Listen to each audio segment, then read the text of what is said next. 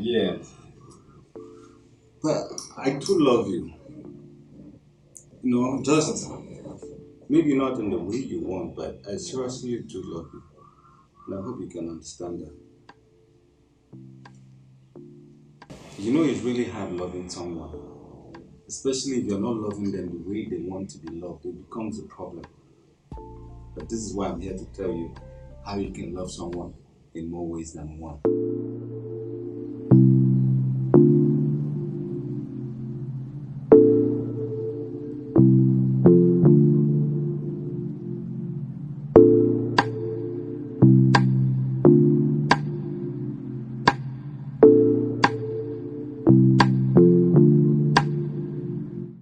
Welcome to my channel. I remain your friendly stranger, Anderson Effects. Today's topic is love in more ways than one. Love is a complex set of emotions that can be that that's what love is. Sometimes it's inexplainable, sometimes it's indescribable, sometimes it's just a range or rage of emotions that compels you to just to go out of your way just to make it beautiful. But you should know that loving someone is totally different from being in love with someone. And I think that becomes a problem because a lot of people love you but are not in love with you. And you probably may be in love with them and you think they have to be in love with you. You want them to be there for you. You want them to just give you the same amount of feelings that you're giving them. But it's not their fault because they are not in love with you. They just love you. And I want to tell them how they should love you because love is not just in one form. Love is not just in one way. And these are a few ways I think you can love someone in more ways than one. One, communication. You need to learn how to communicate with your partner. But it's not only in the things you say or in the things they say. You should learn how to listen to the things they don't say by their body language, by their eye movement, by by the things, by the incomplete statements in which they make. That is how you can understand who you're with. That's how you can love the person in a way which they haven't even told you. Two, being responsible or concerned about them. You have to try to, you know, be responsible or concerned about their mental state, their psychological state, their physical and emotional state. Don't just be the guy who or the girl who comes around, oh I love you, I love you, I love you, and that's the end of it. Once you leave them and it's gone. No concern about their well-being, about their happiness. To totally make them know you love them, you have to be want to be part of everything that you do. You have to want to be part. You have to want to be make them part of everything that you do, and you also have to be part of everything they do. Show a little concern.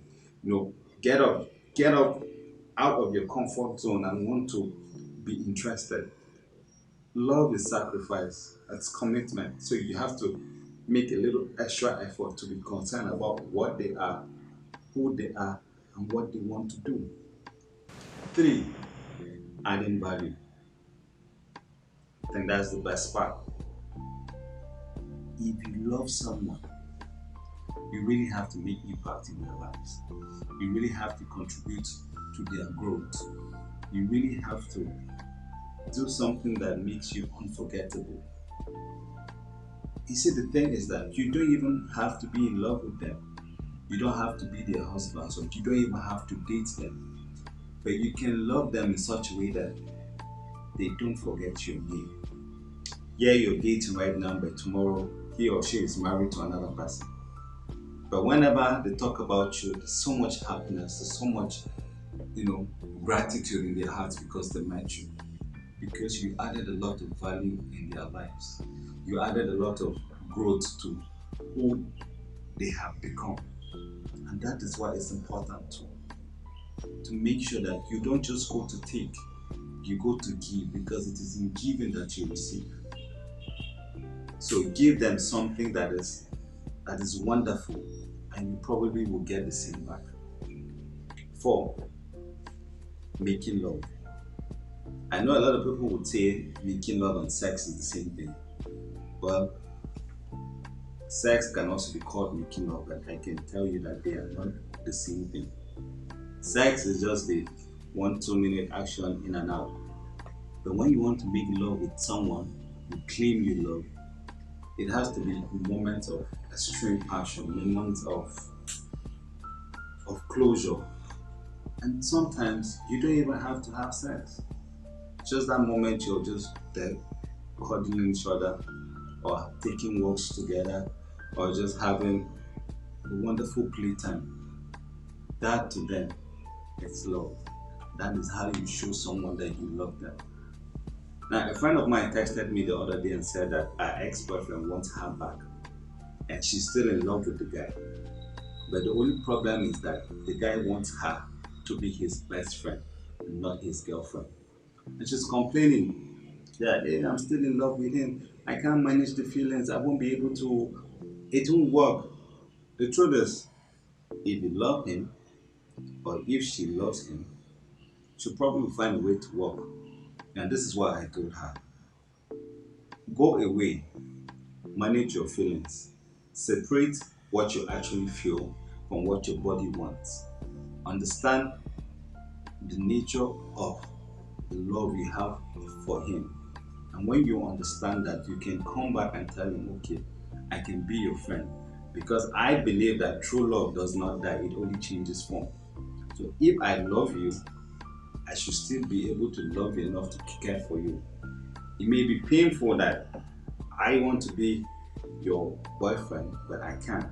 But it does not stop me from being responsible, from communicating, from adding value to your life, to wanting to know how to make you happy. That is what I feel. That is what I think she should do. But the ultimate choice goes to her, of course. But if the guy wants you back, I believe that he must have found something of value or he must have seen the value you add to his life. That's why he wants her back. And for me, he may no longer be in love with her, but he certainly loves her enough to want her back. And that is love. Now, recently I stumbled upon a book by an American author called Gary Chapman. He wrote a book called The 5 Languages of Love.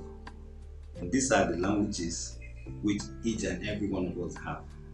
This is something that you may not know is your love language.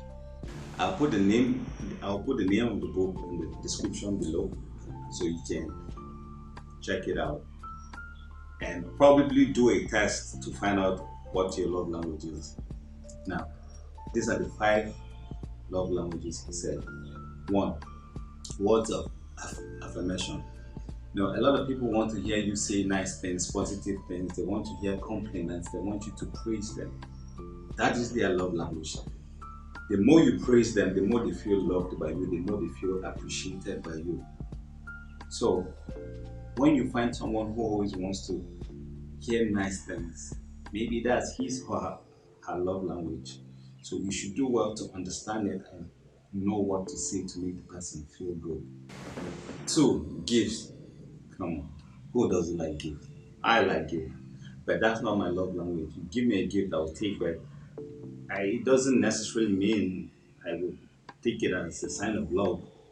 But some people, the moment you buy them Chanel, iPhone 11, Samsung, S20, name it, it means you love them or it means they are loved by you. And that's their own love language.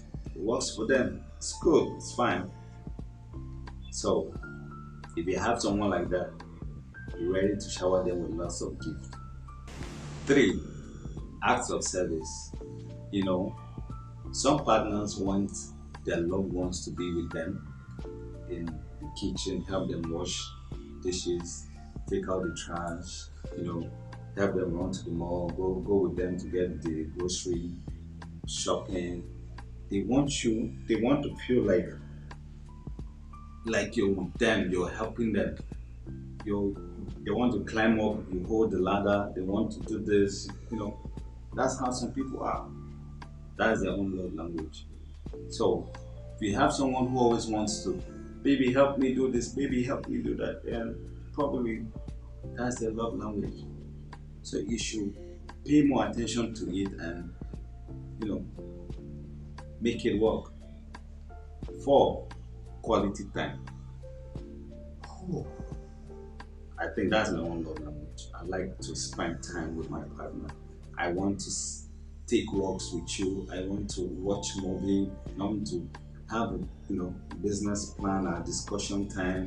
I want to vet you. I want you to pamper me. This kind of things.